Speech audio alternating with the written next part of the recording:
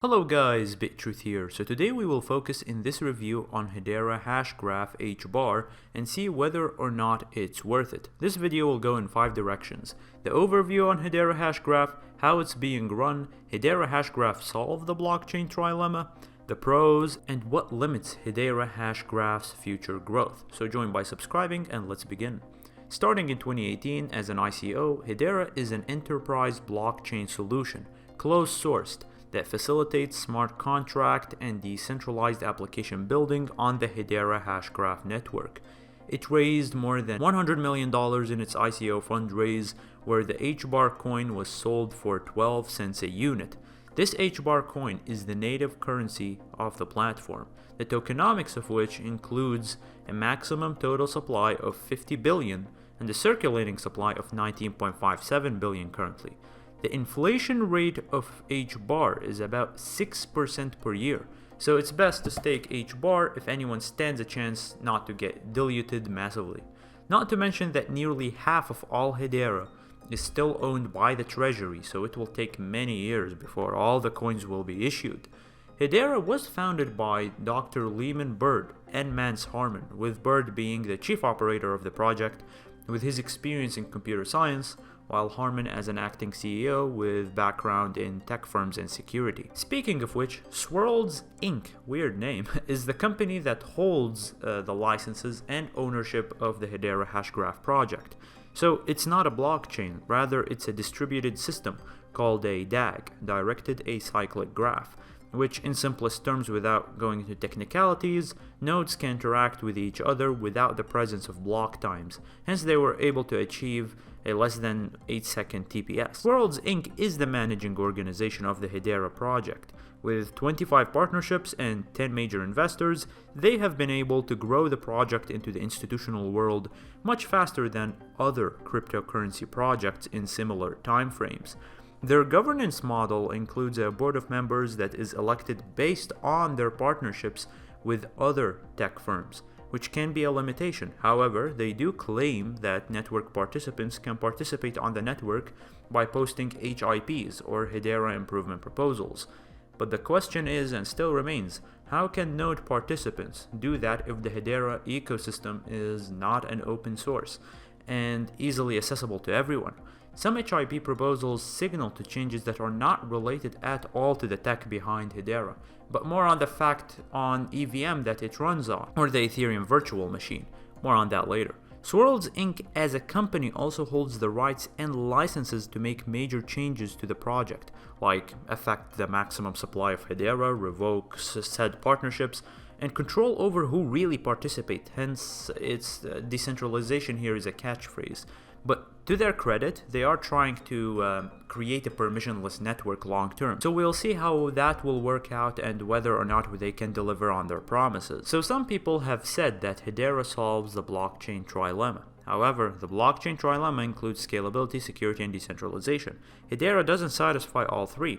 Rather, scalability and security to a degree, which are also being questioned since the system is not open source, we have limited information to work with. Hedera uses asynchronous Byzantine fault tolerance to maintain a secure network. Byzantine's fault tolerance takes the potential unreliability of the network's nodes into consideration when reaching a consensus to avoid a damaging system collapse.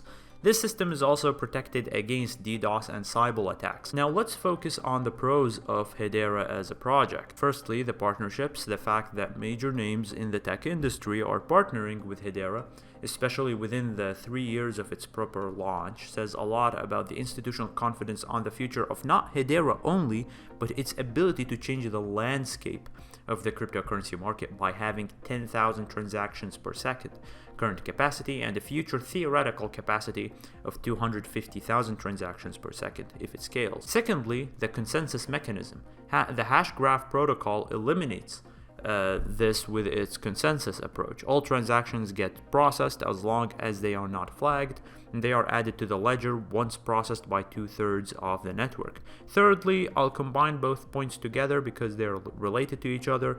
That is the low cost of transactions and low energy consumption for transactions on the network. It would cost a fraction of a cent to send coins on the network, and the idea that the energy consumption is only 0.302 kilowatt per hour per transaction is very interesting. Let's answer the remaining question: what limits Hedera Hashgraph's future growth, and will these limitations allow a great long-term model for the ecosystem? Well, one of the reasons why blockchains succeeded in the first place, and everyone started using them and adopting them in a way by building decentralized applications and invest in upcoming ones, was due to the open source aspect. Without open source, the crypto community that was built on a trustless and decentralized ethos is ignored, and this really affects how people view Hedera Hashgraph from a technological point of view and question its claims. For example, how can Hedera Hashgraph from a technological point of view achieve 10,000 transactions per second when it runs on EVM, the Ethereum virtual machine, which has a capacity of only 12 transactions per second?